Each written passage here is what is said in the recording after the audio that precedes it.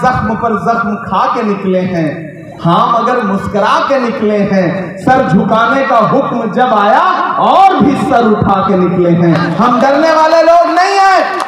हाथरस में जब दलित बिटिया का बलात्कार हुआ उत्तर प्रदेश में, तो रात के 2 बजे परिवार की मर्जी के बिना उसकी लाश प्रशासन ने कैसे जला दी। यह है तुम्हारा बेटी बचाओ बेटी पढ़ाओ।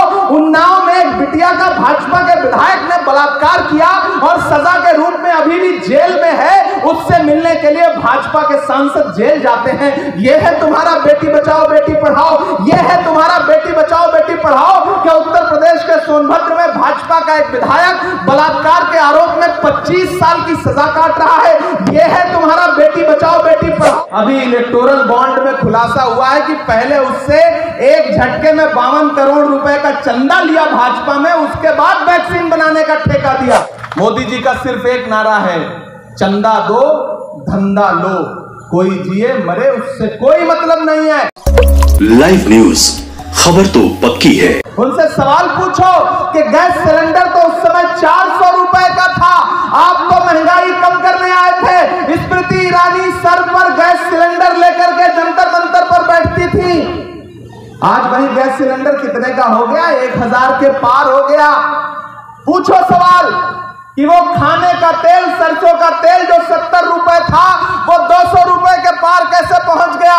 पूछो सवाल कि आटा, चावल, दूध, दही, पनीर, छाछ, लस्सी सब कैसे महंगा हो गया। अरे तुम तो नारा लगाते हुए आए थे कि बहुत हुई महंगाई की बार, अब की बार मोदी सरकार। पूछो सवाल पूछो। आपका सांसद जो 10 साल से आपका जनप्रतिनिधि है, आपके इलाकों में आए तो उससे सवाल पूछो कि हमने तुम्हें महंगाई कम करने के लिए वोट दिया था, तुम तो महंगाई की बाढ़ लेकर के आए। जब से भाजपा आई है कमर तोड़ महंगाई है। पूछो सवाल, उनसे सवाल पूछो कि अरे आप अपनी पसंद की फिल्मों का टैक्स फ्री करवाते हो टिकट, और कफन पर जीएसटी लेते हो, कफन पर टैक्स लेते हैं, ये देख लेना। यहां बिहार के युवा खड़े हैं, मिलिट्री में भर्ती होने का सपना संजो करके अपने कई साल दौड़ते हैं, मेहनत करते हैं, खेल कूद करते हैं और सोचते हैं कि मिलिट्री में भर्ती होंगे। ये क्या लेके आए हैं? अग्निवीर स्कीम। सिर्फ 4 साल आप सेना में रहोगे, उसके बाद रिटायर कर दिए जाओगे जबरिया। उसके बाद क्या होगा आपका कोई गारंटी नहीं है। तो ये आपको 4 साल में रिटायर करने की बात कर रहे हैं, ये 10 साल रह लिया, अब इनको रिटायर कर दो। इनका भी अग्निवीर करो, क्योंकि अग्निवीर का जो फार्म है उस पर भी 18% का जीएसटी ले रहे हैं। अगर आप अग्निवीर का फार्म भरोगे नौकरी पाने के लिए, तो फार्म पे लिखा हुआ है 18% जीएसटी। गब्बर सिंह टैक्स वसूल रहे हैं आपसे। यहां माएं बहनें खड़ी हैं बड़ी तादाद में इस धूप में। याद है 2016 में जब एक दिन रात में नरेंद्र मोदी जी आए थे टीवी चैनल पे कि भाइयों बहनों, ये जो नोट है अब ये कागज का टुकड़ा है। आपने अपने पल्लू में छुपा करके, घर में रसोई में आटे के डब्बे में छुपा करके जो 100 की 500 की नोट छुपा के परिवार वालों से रखी थी कि कभी मुसीबत में काम आएगा, वो लहन सब कहन के जमा करा बैंक में। जब आपने बैंक में जमा किया तो फिर क्या किया उस पैसे से? इस देश के उद्योगपतियों का 16 लाख करोड़ रुपया माफ कर दिया।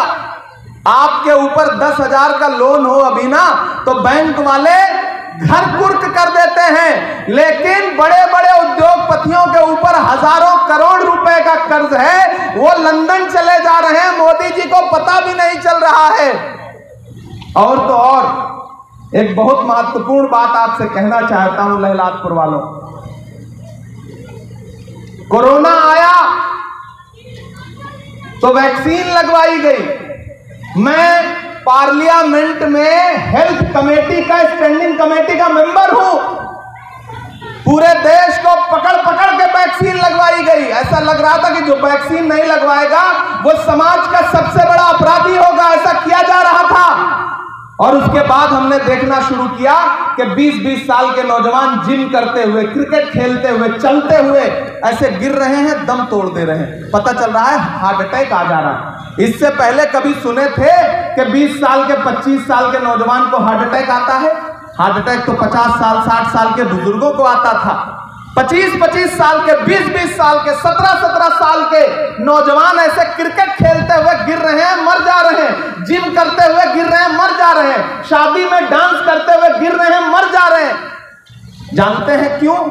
अभी लंदन में कोर्ट में वैक्सीन बनाने वाली कंपनी ने लिखित तौर पर दिया कि इस वैक्सीन के साइड इफेक्ट हैं, हम इसको स्वीकार करते हैं। आज कंपनी ने स्वीकार किया। आज से 1.5 साल पहले अखिलेश जी यहां बैठे हैं, मैंने पार्लियामेंट में यह मुद्दा उठाया था कि हम देख रहे हैं देश में लगातार युवा हार्ट अटैक से मर रहे हैं, इसकी जांच होनी चाहिए, यह वैक्सीन का साइड इफेक्ट है। तो जानते हैं, हमको यह कहा गया कि नहीं इमरान जी ऐसा मुद्दा पार्लियामेंट में मत उठाया करिए, वैक्सीन को बदनाम मत करिए। अरे भाई, कांग्रेस के टाइम में चेचक की वैक्सीन लगी, प्लेग की वैक्सीन लगी और कई कई महामारियों की वैक्सीन लगी है। पोलियो का ड्रॉप पिलाया गया, कभी किसी का एक साइड इफेक्ट हुआ? नहीं हुआ। लेकिन कोरोना की वैक्सीन लगवाई गई तो कितनी मौतें हो चुकी हैं, सरकार उस पर बात तक करने को तैयार नहीं है। जानते हैं क्यों? क्योंकि जिस कंपनी ने वैक्सीन बनाया है, अभी इलेक्टोरल बॉन्ड में खुलासा हुआ है कि पहले उससे एक झटके में 52 करोड़ रुपए का चंदा लिया भाजपा में, उसके बाद वैक्सीन बनाने का ठेका दिया। मोदी जी का सिर्फ एक नारा है, चंदा दो धंधा लो, कोई जिए मरे उससे कोई मतलब नहीं है। मैं पार्लियामेंट की हेल्थ कमेटी का मेंबर हूं, मैंने 4 बार वहां पर यह मुद्दा उठाया कि लोग मर रहे हैं, राजनीतिक सोच से अलग हटके, दल की राजनीति से अलग उठके इसकी जांच कराइए। आज तक कोई जांच कमेटी नहीं बनी।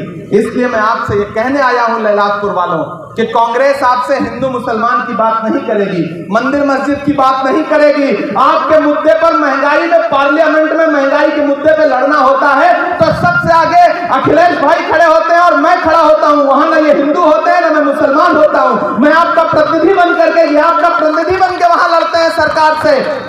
हम लोग सस्पेंड कर दिए जाते हैं, एक झटके में 146 सांसद सस्पेंड कर दिए गए। इतिहास में ऐसा कभी नहीं हुआ था, एक झटके में सस्पेंड कर दिए गए। जब हम बाहर निकले तो मीडिया के साथियों ने कहा कि इमरान साहब आवाज बंद कर दी गई।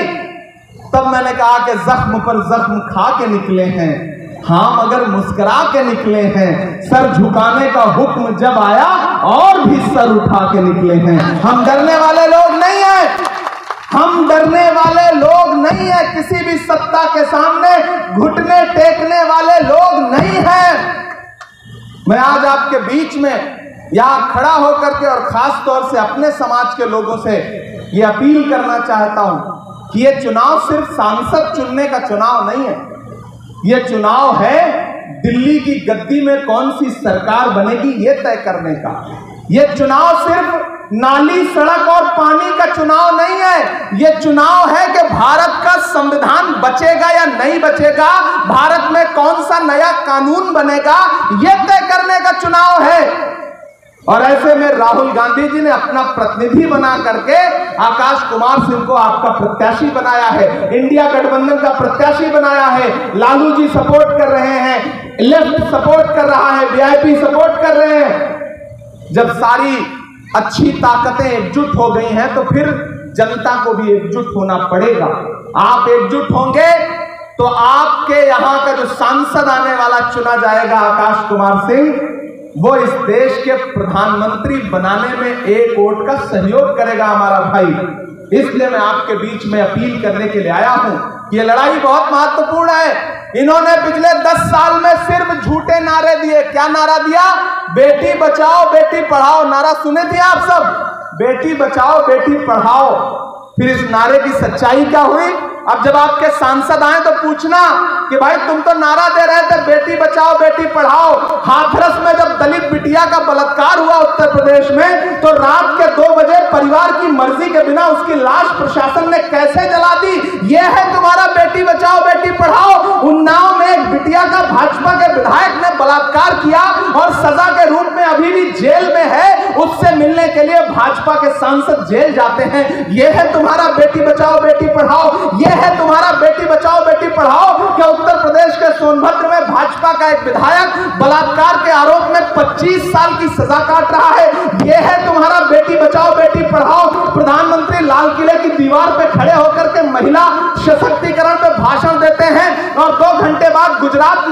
बिल्किस जिसके साथ सामूहिक बलात्कार हुआ था, उसके आरोपी न सिर्फ रिहा किए जाते हैं बल्कि उनको भाजपा के नेता माला पहनाते हैं। यह है तुम्हारा बेटी बचाओ बेटी पढ़ाओ।